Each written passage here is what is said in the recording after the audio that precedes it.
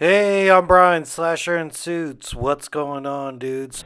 The Chucky series is here. I'm doing weekly kill counts about every kill that happens on each episode. So, to catch us up on the kills so far in this season, it was Chucky killing Jake's father while throwing up whiskey all over his electrical outlet thing and making it look like he was a drunk dude who tried to fix his fuse box. And then Jake had to go move in with his uncle, who's like his identical twin, and then Chucky went along and killed the maid. And they live in a nice house, I guess they have a maid. Or I didn't notice this last week, but hey, I guess the uncle's doing well, but are you doing like I need to own like 7 butcher knives well? And one of my fears of Chucky being on TV actually happened. He got bleeped, but he got bleeped in such an inappropriate time. Tell me what you think he said. This is for Jake. You fucking little.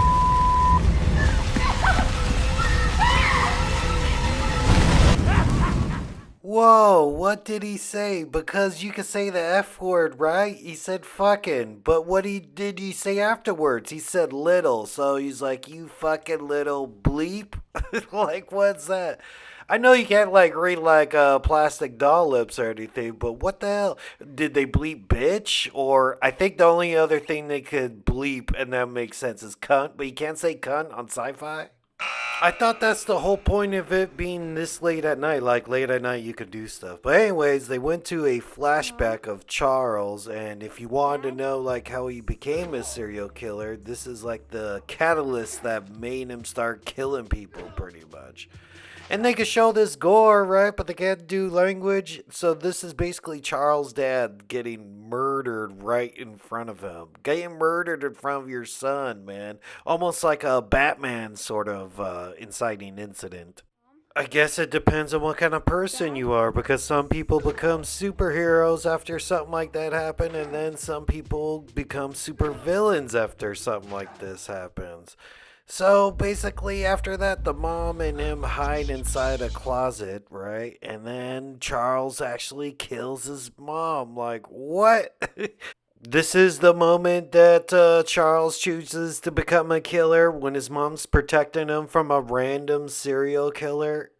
We're like, wow, okay. Because this sort of gives him like a backstory like a young Michael Myers. Like, oh, he's sort of like a young, ordinary kid who just one day snapped. So Charles Lee Ray is no longer what I thought. It's almost like he was a career criminal who dabbled in voodoo, who got shot going on a heist and was like, I got no other option but to put my soul into the doll's body. He was a serial killer from the get-go whose first victim was his own mother. Fuck it. No!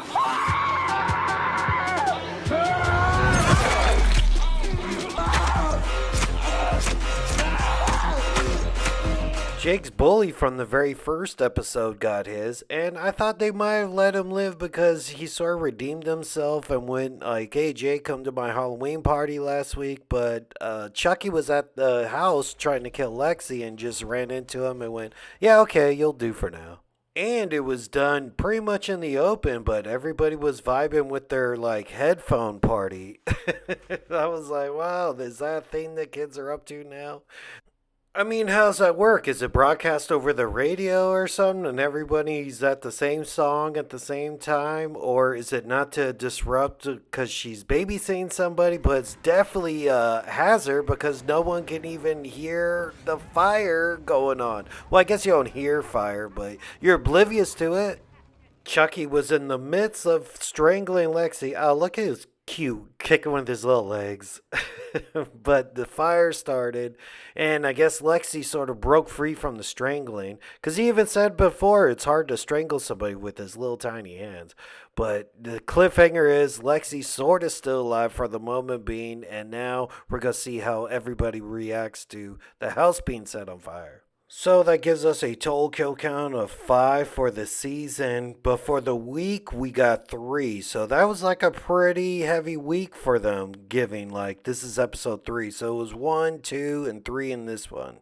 And will Lexi survive to see next week? I guess we'll see. And in the flashback, we sort of got this wandering serial killer back in the whatever 60s or something, but we'll see where that goes. So, all right, thanks everybody. Like and follow for more Chucky updates, and catch you dudes later. Later, dudes.